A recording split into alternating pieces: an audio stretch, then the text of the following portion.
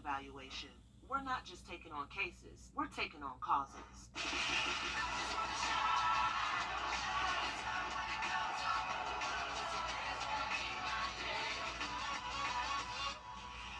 Thanks for watching News 12, on your side. From the station that's on your side, this is News 12, First at 5. Well, this year's Peach Jam bringing lots of people to North Augusta. Coming up, we look at how thousands piling into the stands impacts the CSRA.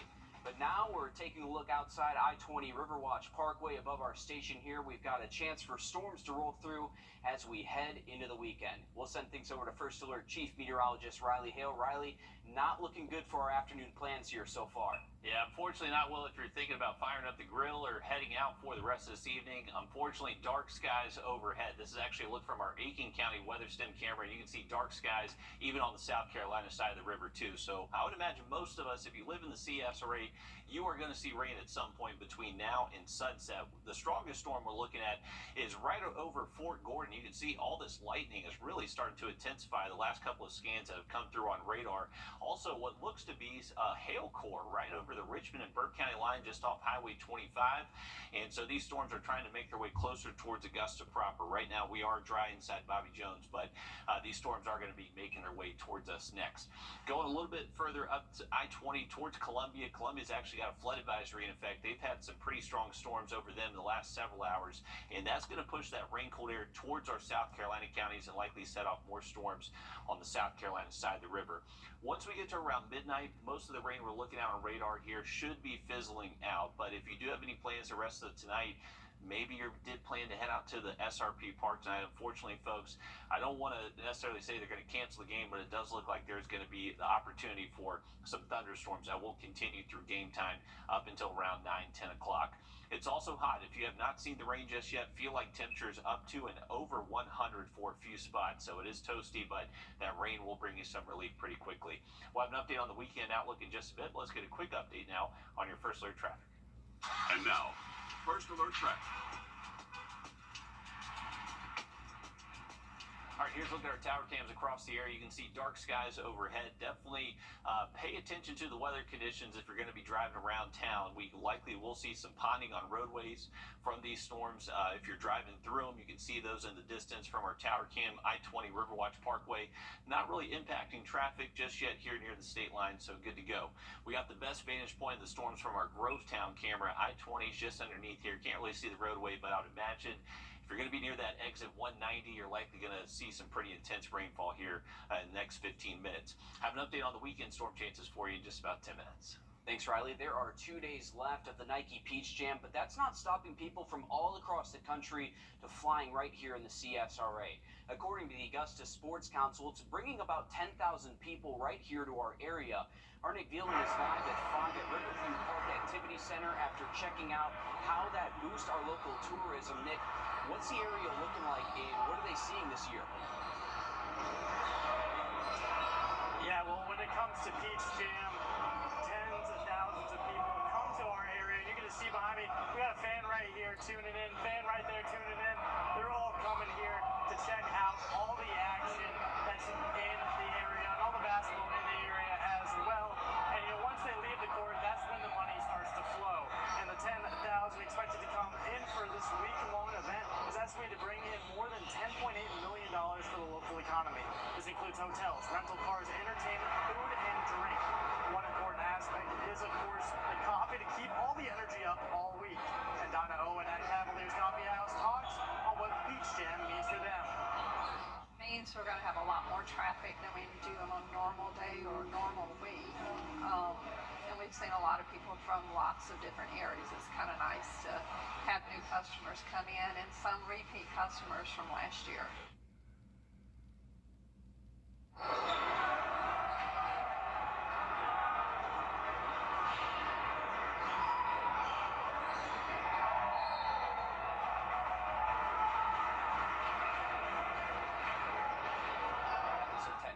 difficulties there here in Nick, but great to see a lot of our local businesses there getting a lot of those customers there from Peach Jam, a great event every year.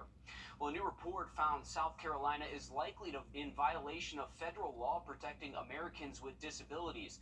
The U.S. Department of Justice says people with serious mental illness are unnecessarily institutionalized in the state and that they're denied adequate ability to move out of restrictive group homes.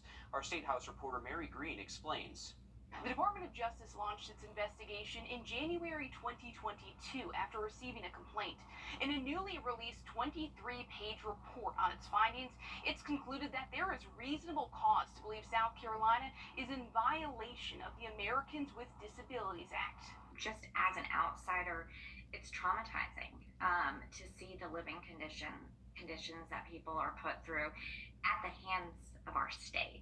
The investigation focused on South Carolina's community residential care facilities, also known as adult care homes. It details about 2,000 adults with serious mental illness are living in them, and found both private and state-run facilities restrict these adults' independence and choice. The Department of Justice interviewed employees and residents of these facilities who told them they're something like a little asylum, and that the longer you stay here, the less likely you are to leave. They have been expressing concerns about not really having a choice on where they live, a choice on where they work, and the services they're receiving. The DOJ says the state relies on these facilities instead of providing sufficient opportunities to avoid or move out of adult care homes or live in the community. The report notes South Carolina has some resources available, like supported employment and permanent supportive housing, but says they're not sufficiently available statewide. It's not a surprise to us.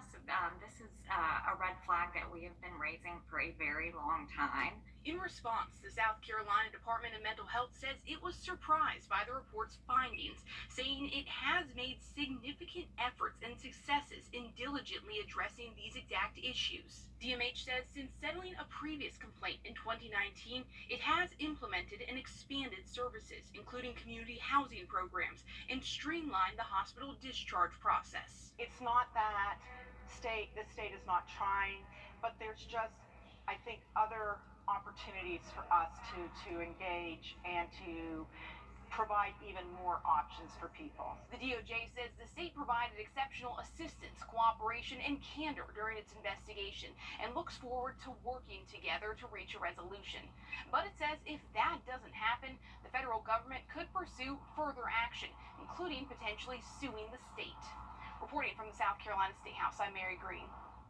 Thanks, Mary. The South Carolina Department of Health and Human Services says it looks forward to working with the DOJ to bring a resolution to the concerns from that report. A spokesperson from Governor Henry McMaster's office shared their response earlier in the day. Governor McMaster has always called on the state behavioral health systems to be reevaluated. This year, they say McMaster signed a bill that will allow reconstruction within South Carolina's healthcare agencies. The Aiken County Sheriff's Office is settling a lawsuit for an inmate who they found unresponsive in the detention center back in 2020. A family member of 24-year-old Skylar Wright sued them, claiming Wright died by suicide on October 3rd. The agency plans to pay Wright's family $150,000. All claims are dismissed against the Sheriff's Office. A 30-year-old from North Augusta in custody connected to sexual exploitation of minors. South Carolina Attorney General Alan Wilson says Casey Watts is charged with 5 counts in the 3rd degree. He says the Internet Crimes Against Children's Task Force and Aiken County deputies found child sexual abuse material files when they made the arrest. His bond is set at $2,000. The American Red Cross helping an Aiken County family who lost their home in a fire this week. Center Fire and Rescue crews say they rushed to a mobile home on Edgefield Highway and Morris Pond Road yesterday at around 12:30 p.m. to find smoke pouring out of the windows there. They say no one was inside or hurt. The Red Cross is helping that family recover. A man who led South Carolina law enforcement agencies on a 4-day manhunt in Berkeley County escaped from jail overnight. 34-year-old Michael Burham is facing federal charges in several states. The most recent one coming from possibly kidnapping 2 victims from one state and bringing them down to North Charleston in May. Warren County officers from Pennsylvania say he escaped last night at around 11:20 p.m. They haven't said where he's heading, but are warning anyone to lock their doors and keep an eye out for him. Officers say he wore a blue denim jacket. A dangerous trend is spreading on TikTok that officials are trying to slow down. It's called boat jumping. It's exactly how it sounds, challenging the person to jump off a moving boat into the water. But rescue crews from Alabama say that they've seen 4 people die from this trend in the past 6 months. Georgia DNR is also encouraging safe boating techniques. This includes making sure that people are not drinking and driving a boat, and a new law that just banned wakeboarding and surfing at night. It's now 1 year since someone damaged the Georgia Guidestones from an explosion. Investigators still don't know who did that. Surveillance video caught them placing what investigators believe is a bomb near the monument. One of the pillars was completely destroyed. All the authorities have is a video of a vehicle driving away. That's a silver sedan there. They're asking for any tips to be shared with the Elbert County Sheriff's Office. A private man paid to have it built with 8 languages inscribed in the stone. Most of the words focused on supporting nature and other laws. However, a granite worker says some of those messages could be controversial today. May not have been meant for us here today. They were meant for a future population after maybe a cataclysmic event, to help them learn and know what we had encountered and for them to avoid. After that explosion, crews dismantled the rest of the monument for safety reasons, and county leaders turned the remains to the Elberton Granite Association. Leaders from Grovetown say they almost ran out of fans for their community drive. Officials hold one each summer to give back to the community at no cost. They say the demand from last year wasn't as big as this year. The city saved up a variety of lightly used or older fans since 2016. Now they say there's some left, but the city hopes more people can donate their fans so others have a way to beat the heat out there. It mostly is based on donations, but a lot of our staff and employees do participate. They bring in fans. In fact, one of our firemen yesterday donated over $100 worth of fans. So we certainly are grateful to him and anybody who comes and donates to this cause. And again, the city says they do have some in stock, but they're reaching out to the community to bring in any fans that you don't need. It is hot out there, and they can use that. Well, coming up, one man is sharing his story about being wheelchair bound and how he uses that to his advantage in an upcoming race. We'll hear from him coming up after a quick break. Riley? And we do have a new special weather statement in effect for a storm between Hephzibah and Waynesboro. Could be producing up to 40 to 50 mile per hour gusts. So if you're hearing thunder, make sure you are getting inside. Now look at radar and forecast just after the break. Time and here. A healthy foundation is a healthy home. Rely on the experts. Rely on Ramjack Foundation Repair. All right, welcome back. We're going to check in with First Alert. Foundation settlement can be serious. On Ramjack Foundation Repair.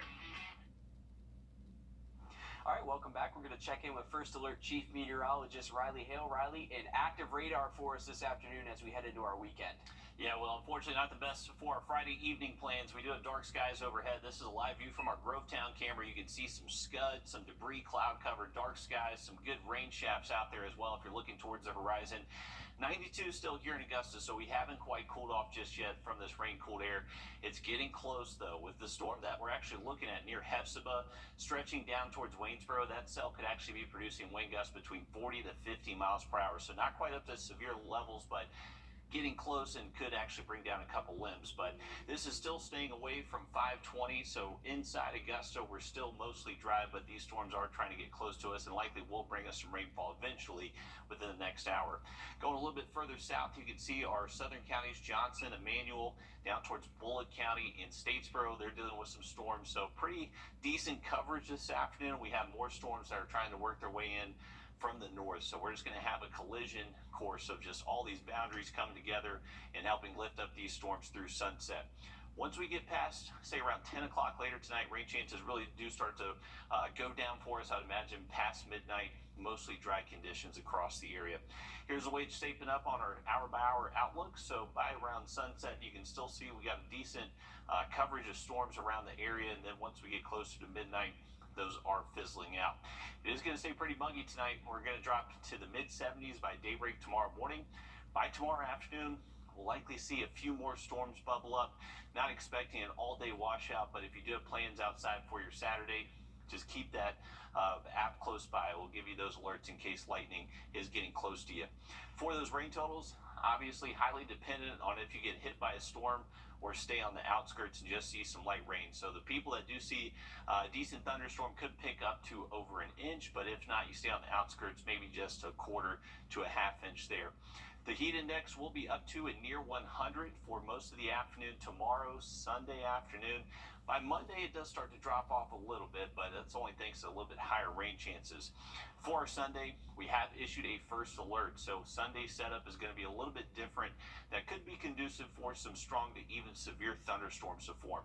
Right now, the Storm Prediction Center does have us underneath a slight risk, which means scattered severe storms are going to be possible in this yellow shaded area. So you can see it's a very large slight risk. They may refine this through the weekend, but just make sure you are staying updated with the forecast, and we'll be sure to track any strong to severe storms that do pop up through the weekend. Once we get into next week, Monday's high temps will at least stay in the 80s, but that's actually just thanks to higher rain chances starting earlier into the day, so we just won't be able to warm up quite as much. A little bit drier outlook Tuesday into Wednesday, but those highs get hot again into the 90s. Thanks, Riley. Polk County hosted the 5K wheelchair road race that brings in people from all over the world. One of those racers is an ex-robber whose life changed in seconds. Sawyer Bussey talked to him about why he chose to race instead. We all have our stories, the ones we share with people and the ones we keep to ourselves. Ulysses Elijah happens to be a person who tells his story freely, the good and the bad, because the good and the bad got him here. In 1990, Ulysses was into some rough stuff. He was robbing an apartment when he fell 6 stories and broke his back. Just cause we end up in a wheelchair and lose our ability to walk, that don't mean that we can't stop doing what we can do. Life still goes on. We have to trust in God and we have to trust in ourselves. Now Ulysses is a paraplegic wheelchair racer, and a very good one at that. He's racing tonight at the Cedartown 5K wheelchair road race and training camp in Polk County with 40 other athletes from around the world. If you're wheelchair racing, you know about Cedartown. People traveled from Ghana, Colombia, Venezuela, Mexico, Spain, and Costa Rica to race this year. Everybody knows about it. So we'll have people in the bleachers, people standing on the side of the road. There'll be race parties all around the race course. The race is decades old. Athletes from almost every continent in the world have come to compete, Paralympians and ESPY winners. Many of them start with the Peachtree Road Race and then come here. It's a lot of pride to be known around the world, this little town of 10,000 people. We have such an awareness of people with disability in Cedartown now that we didn't have. After Cedartown, some of the athletes are headed to New York for another race this weekend. And an awesome event there. When we come back, a mom and dad say too much water might not be a good thing. We'll hear what happened to their son after he drank several water bottles. Coming up next. First alert. Water is a foolproof way to protect yourself from overheating, but Jordan Markoff sat down with a family who wants you to be cautious about how much you drink at once. He almost seemed like he was on drugs, drunk, even mentally handicapped at that point. That's what happened to Stacy and Jeff Jordan's 10-year-old son Ray while they were visiting family in Columbia for the holiday weekend. They were full throttle, running circles around the house, a bunch of boys together. Jumping on the trampoline. That's when Ray started to feel exhausted from the heat. He had gone in and gotten himself some water. What we didn't realize was how much he got. Ray ended up drinking 6 bottles of water from 8:30 p.m. to 9:30 p.m. His parents say his first symptoms of water intoxication began around 10:30 when he started throwing up. He couldn't control his head or arms or anything, so his motor functions were gone. I rushed him straight up to Richland Children's at that point. After running several tests, doctors found the sodium levels in his blood to be extremely low. According to the National Institutes of Health, this happens when the kidneys can't keep up with the amount of water coming into the body. They were giving him something to help him urinate as much as possible to get those fluids because his brain was swelling around his brain. That was why his head was hurting so much. From 4 a.m. to noon, doctors gave Ray sodium and potassium to regulate his blood. And at 1:30, he just woke up. He asked for food. He's like, where am I? What happened? Why am I not wearing any clothes? Mom and Dad now finally feeling relieved. It never would have even occurred to us that he was washing everything out. It was dangerous, yeah. And both of them say that they're grateful for all of the workers at Prisma Health Children's Hospital for their hard work. They hope that this story will help people stay aware for the signs of water intoxication. Riley? Absolutely, definitely a good, what am I trying to say? A good reminder. Good reminder, a good warning out there, especially this time of year. Since it's hot, it's humid, a lot of people are trying to hydrate properly. Luckily, we are getting some relief from the heat. We got a good bit of storms out there on Doppler Max radar. We'll have an update again just after the break. Since 19.com. All right, welcome back, folks. Here's a live look outside of our building here. A little bit of some slow-moving traffic, this eastbound lane. We also have our eyes on SRP Park. Green Jackets going to try to get that game in against the Pelicans at 7:05.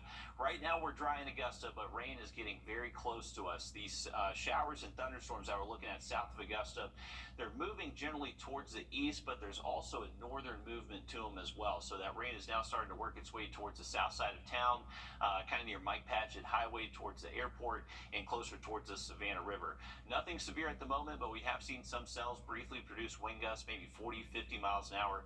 And I think lightning and heavy rain is going to be the main things we do have to worry about for the next several hours. Once we get to around 10 o'clock later tonight, most of this rain should be out of here, but you can see pretty decent coverage around the CSRA, so expect the rain for any evening plans. As we head into the weekend, we got more storms each afternoon and potentially some strong storms on Sunday. All right, that's all the time we have, but stick with us. We have much more news and weather coming up after a short break as News 12 Live at 5 continues. Introducing the first alert.